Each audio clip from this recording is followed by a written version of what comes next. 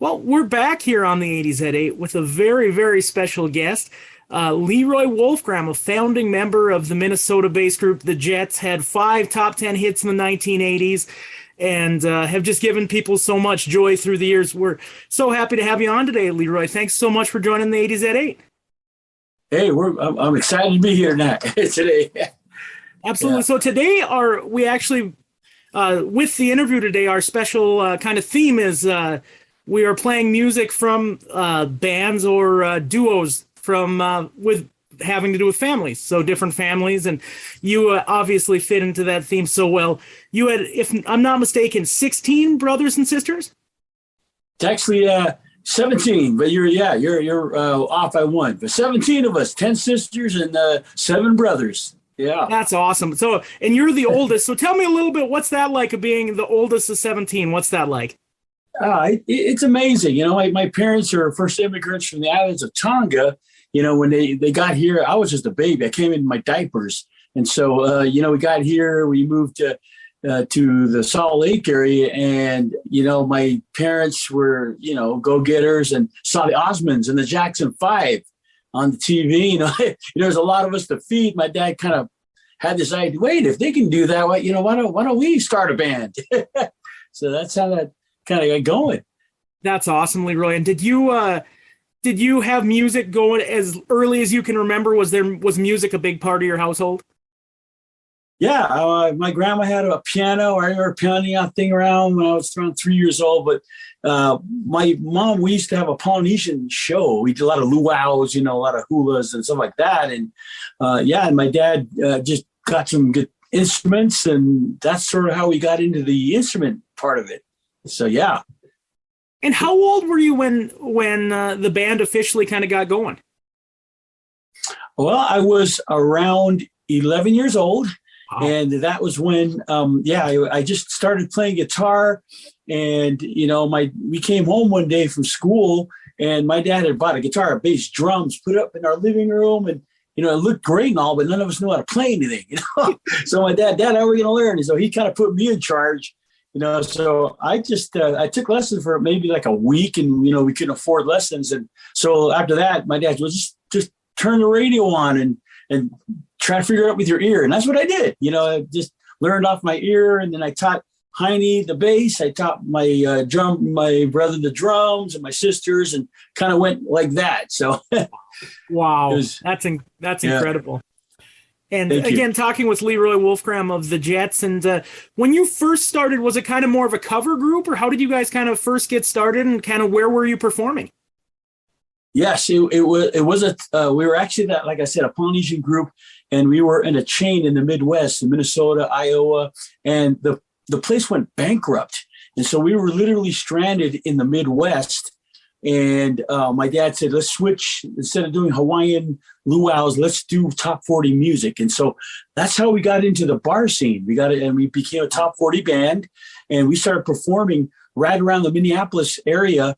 And it's like we were at the right place at the right time, because this guy came out of nowhere. Guy's name is Prince. Came out in 1984, blew up with Purple Rain. We just happened to be at the right place, and bam, all the record labels were coming to Minneapolis. So that's kind of how we got going, and we just happened to be there at the right time. That's great. And it looks like it took about 7 years from when you formed to kind of when you hit it big. I'm sure those 7 years were pretty grueling to get to that you were getting top 40 radio. Yeah, we did. And you know what? It was kind of a blessing in disguise, because we learned how to play everything. I mean, we literally, played heavy metal, rock. I mean, the soul, the funk, and the Michael Jackson and all that stuff. And so when we finally met our manager, and then, that whole bar days of just struggling around the Midwest. Yeah, it was about 7 years. You're right. You're right on the money on that. It wasn't overnight. No doubt, no doubt. And what was it like that first time you heard your song on the radio? What was that? You've put this 7 years of hard work, and finally to kind of get on the radio and make national appearances. What was that like? Oh, it was amazing, bro. We were in Detroit, Michigan. We were at the Holiday Inn, and back there they had the little TV with the radios on it. And so I remember waking up, and I turned on the little radio, and boom, I heard Crush on You, just blasting. Oh man, I jumped out of the room, running down the hallway. I got Heidi, Rudy. Woke up my parents. Hey, look, we're on the radio. I don't know if you ever seen that movie, That Thing You Do. There's a scene where they're just going crazy. Yeah, that was us, man. We were just going nuts, and it was such a blessing, man. Just seeing our realization of, dang, our song's on the radio, man. So yeah, that was a memorable moment for sure. And Leroy, speaking of Crush on You, so you guys didn't just kind of start with a little hit. I mean, Crush on You was just a monster hit, and to get on the scene that way, what was that like? Because, like I said, that's a top 10 hit right off the bat. No, it was amazing because, when you play bars, your max amount of people is probably, 100, 150 people. And what really kind of like shook us was we went from 150 to stadiums and arenas, 15,000 people. So I would probably tell you, bro, that was the biggest shocker for us, like to go from, a small room into an arena. That would be that's what blew us away, as a band. Yeah. And how many members of your band were there? Okay, the band is actually the 8th oldest of my parents. So, I being the oldest, and then it goes all the way down to Moana, who was the 8th member. And yeah, so there was like 5 of us brothers and 3 of my sisters. And that's what consisted of the original lineup. And how old was Moana? How old was Moana when you guys just had hit big? I think she was 8 years old at the time. And then Moana, and then Elizabeth, who does a lot of our leads, she was, I think, 9. And when she sang You Got It All, she was only like 10 years old. And, a lot of people don't realize when she sang that, a lot our producers at the time, because, what 10-year-old knows about breakup and heart? And so we kind of, brought in, how they did in Michael Jackson.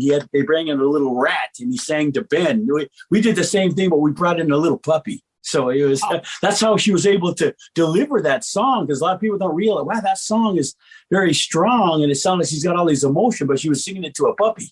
Wow. Yeah. And what was it like to have that feeling of doing it, of hitting it big, but doing it with family? And what was that like?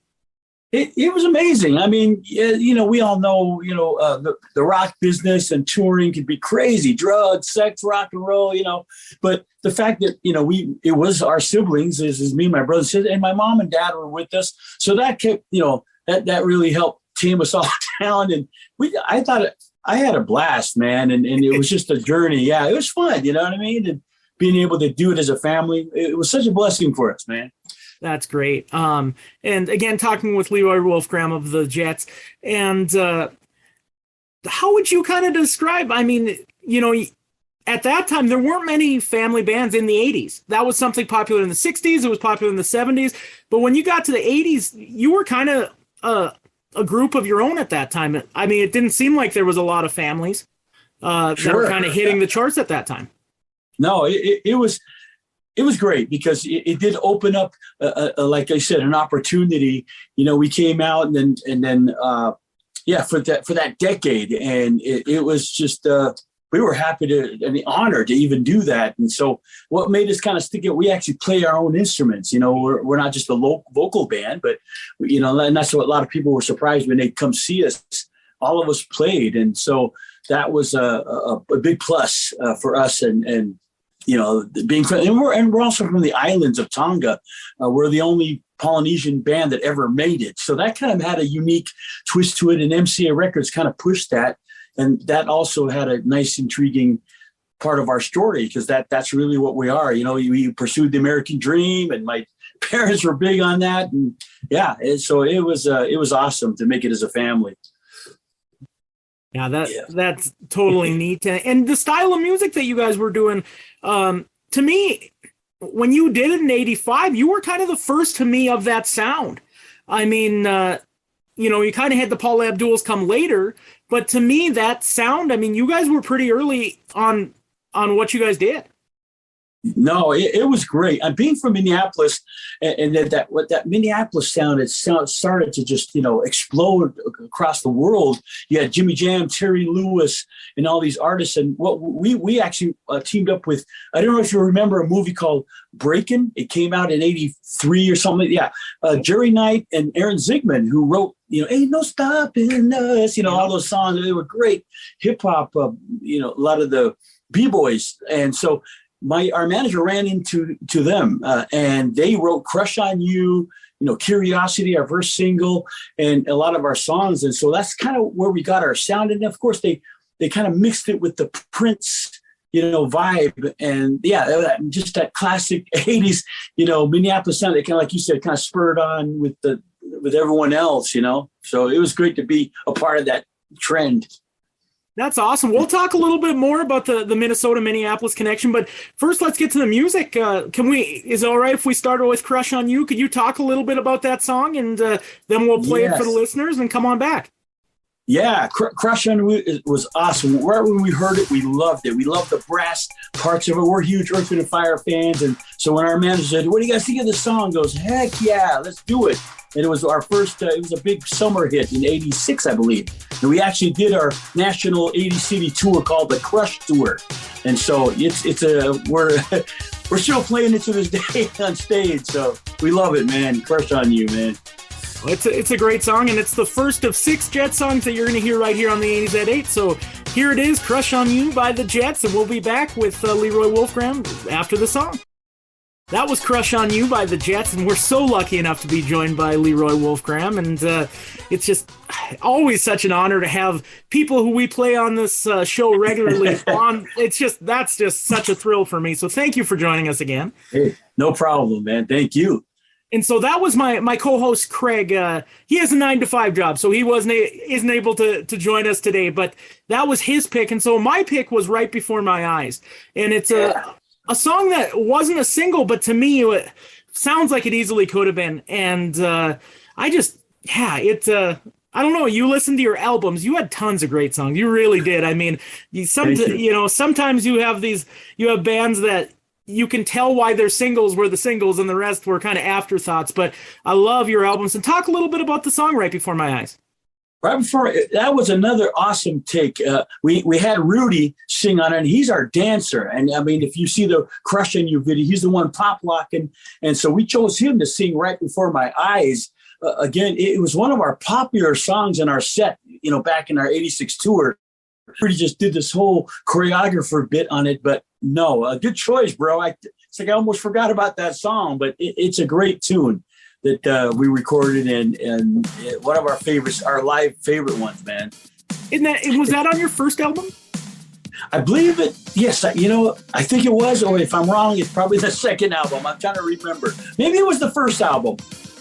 I will, while we have it on. Yeah. Yep, it was released in 1985 as part of the Jets. So. Yes, that's right. And I know it was also as a B-side. I forgot which single it was as a B-side, but great tune, bro. Awesome. Well, let's play it right here on the 80s at 8. This is one of my personal favorites, you guys. This is "Right Before My Eyes" by the Jets on the 80s at 8. Do it. Yeah. That was "Right Before My Eyes" by the Jets on the 80s at 8. Joined by LeRoy Wolfgramm, one of the 8 members of that group that you heard. And here's your pick. So I picked "Right Before My Eyes." Craig picked "Crush on You." And this is your pick. Tell me what you picked for your first song, LeRoy. No, I picked "La La Means I Love You." It was a cover we did of the Delphonics classic hit, "La La Means," and it was a great version. Again, the guy that wrote "Crush on You," Aaron Knight, did a nice little cool funky version of it, an 80s kind of a flip on it, and we loved it. Once we heard it, we recorded it at Sun Studios in LA, and we were honored actually to just do a couple shows with the original Delphonics members. I think one of them just passed away recently, but it's a beautiful song. I mean, it really, we love old school, you know what I mean? And just being able to redo it. And that's one of my favorites. So I'm glad you're going to play it, man. Yeah. Sounds good. So if you want to introduce it right here on the 80s at 8, we'll play it. I would love to have you introduce it, LeRoy. Yeah, 80s at 8. Here's "La La Means I Love You." All the lovers out there. That was La La Means I Love You. That was from 1985 on the self-titled The Jets album. And again, great pick. Thanks so much. Again, we're joined by LeRoy Wolfgramm. Wow, that's a great song. And everybody loves the hits, but man, to be able to play some of your deep cuts, it's fun. Thank you. Thank you. Perfect. So we're in North Dakota, which is not far from where you spent a lot of your life. Talk about what it was like growing up and living in Minneapolis, and obviously for a long time you considered Minnesota home, I imagine. Yes, we did. And speaking of North Dakota, we lived right up there in Moorhead, which is borders on North Dakota. And we went to school there. Heine played football for Moorhead High School. We lived there for about 2 years. There was a Hawaiian hotel chain up there. So we know that area very well. We even played some clubs there in North Dakota. So big shout out, guys, to the new North Dakota town, man. So yeah, it was amazing. Other than freezing to death up there, we loved it, man. Ice fishing, and doing that kind of stuff. But we loved it, man. Wow. We are in Mayville, North Dakota, which is about 50 miles from Fargo. So about 55 miles from Moorhead. So not too far off. Yeah. That's cool. Heine was a Spud. That's great. Yes, he was. I was too. Yeah. Yeah, you were a Spud. Yep, Moorhead Spud. That's awesome. Very cool. So as far as the Minneapolis music scene, like you had mentioned, you're talking the 80s, so you got Morris Day and Prince and all that stuff. What was it like to be smack dab in the middle of that Minneapolis music scene as a young man? It was incredible. In fact, when we were doing our third album, we recorded it all at Paisley Park. And I remember one night Prince came in on one of our sessions, and Heine was in the booth, and he noticed, this guy in the high heels. We knew it was Prince, and he was just bopping his head, and he actually wrote a song for us. And we at the time we didn't take it; it was just a little risque, Prince. So, but no, he loved the family. He was very intrigued that we all played our instruments, and we just had a blast with him. Did some shows with The Time and Morris Day, and so we feel it an honor to be a part of that, whole Minneapolis scene and being there in the Midwest. Now, living in Las Vegas, you probably don't miss the winters too much. Yeah, no, not much. And so the reason why we're here is because we have a residency. It's called the Jets 80s, 90s Experience. And we've been here for the last 2 years. So any one of our fans that want to come see what the Jets looked like in 1988, we have that show that we recreated with me and Heine and Rudy. We host this tribute show, and we do like a lot of the 80s stuff and a lot of the 90s. So I welcome any of your listeners to come out to Las Vegas. Look up the Jets 80s, 90s Experience, and you'll see it in Google all over the place. But you get tickets at Vegas.com. And again, we are proud to represent our Minneapolis sound. So yeah.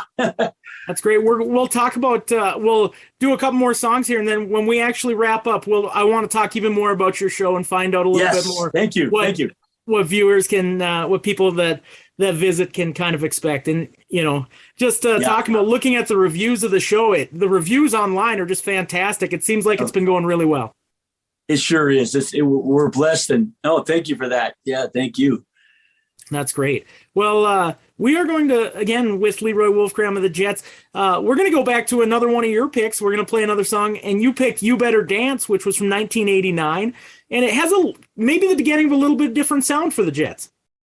Sure did, yeah. And again, we were just trying to, as the Minneapolis sound was evolving, by 89, it kind of changed a little bit, and we had Levi Saucer, one of the guys in Prince's band, help us produce that.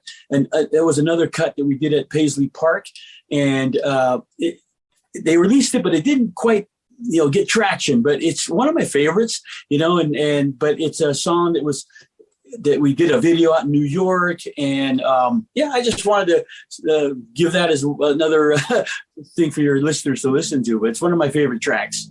Oh, to me, it's such an easy song to dance to. Oh, thank you, man. Oh man, yeah, so much fun. Absolutely. So I'd love if you'd introduce You Better Dance here to our listeners, LeRoy. Yeah. So here's You Better Dance off our third MCA album. Enjoy it and shake your booty. That was You Better Dance here on the 80s at 8 by the Jets, and we are joined by the Jets' own LeRoy Wolfgramm. Thanks again for joining us. I've had so much fun talking to you so far. Hey, thank you. Thank you. Yeah, glad to be here. So here's my question. Talk about the touring aspect of the Jets. So once you did get big, who were some of the bands that you toured with? And were you touring, you mentioned before you were at bars. Once you got bigger, was it more arenas and stadiums? And who were you touring with?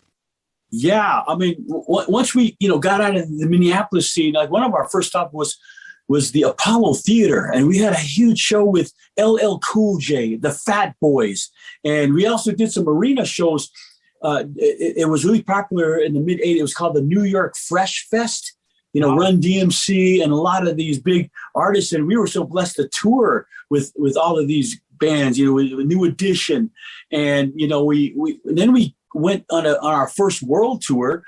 We played the Budokan in Japan. We actually won Best New Artist in Japan. We played the Montreux Festival in Switzerland. That was such an amazing experience. And then we toured the Philippines. There's a Coliseum there, the Araneta. It's where the old boxing, where Muhammad Ali did the Guerrilla in Manila.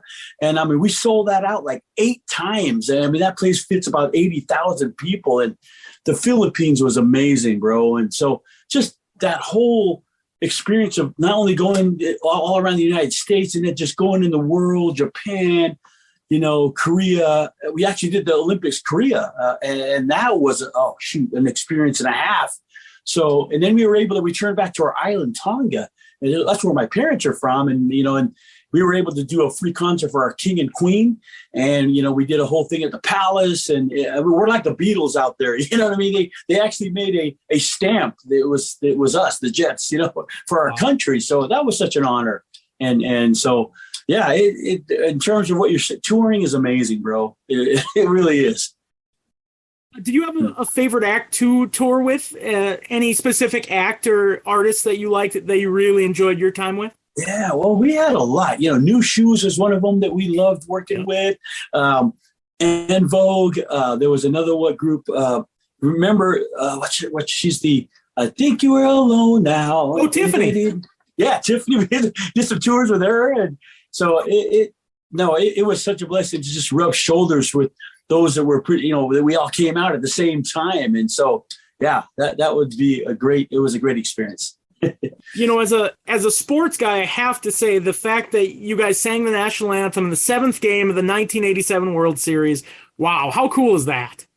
Oh, that is amazing. We actually weren't supposed to sing that because we didn't know if the Twins were going to go to Game 7, and so we were sort of like they didn't plan anything, and so our manager got a call. Hey, can you guys come sing the national anthem? And hell yeah, well, yes. So that was like, I mean, we had the best seats in the house, man. They just put it there just to watch the Twins win that series. That was an unmemorable thing I'll never forget, man.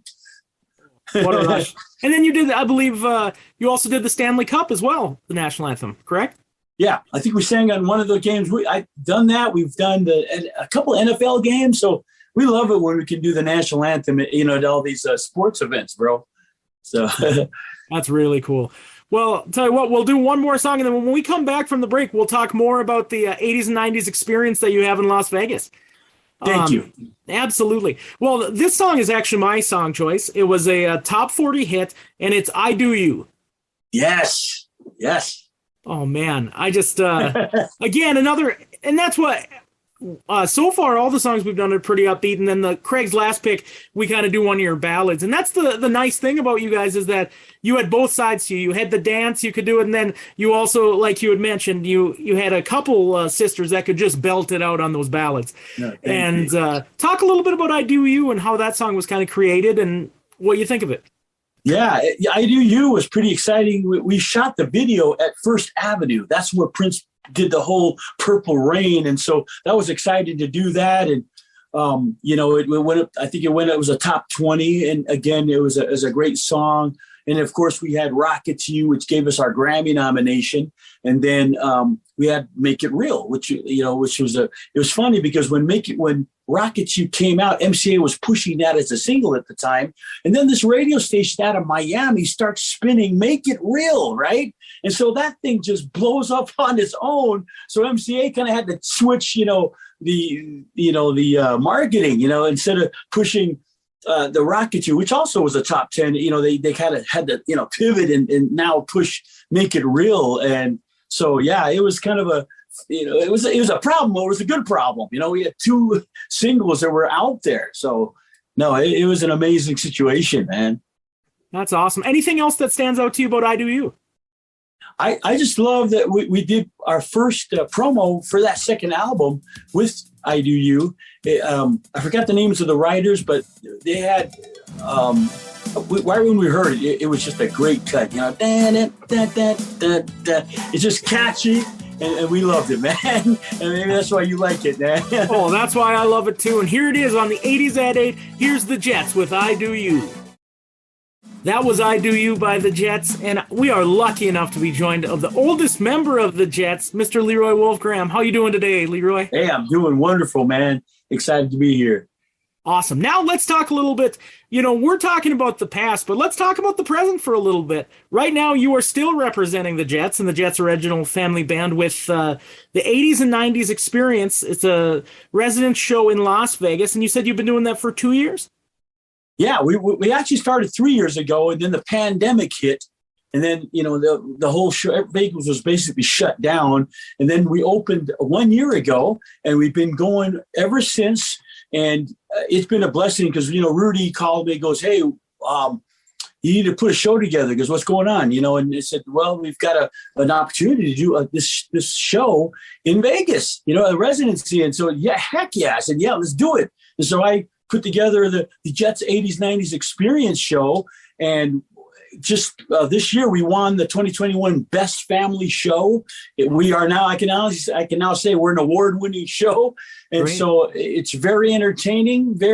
If you love 80s, come see us, man. It's an excellent show. And we've been having a blast doing it. And everyone that's seen it, I mean, it's like if you missed us in the 80s, come see us. It's the exact same show, but more. Yeah.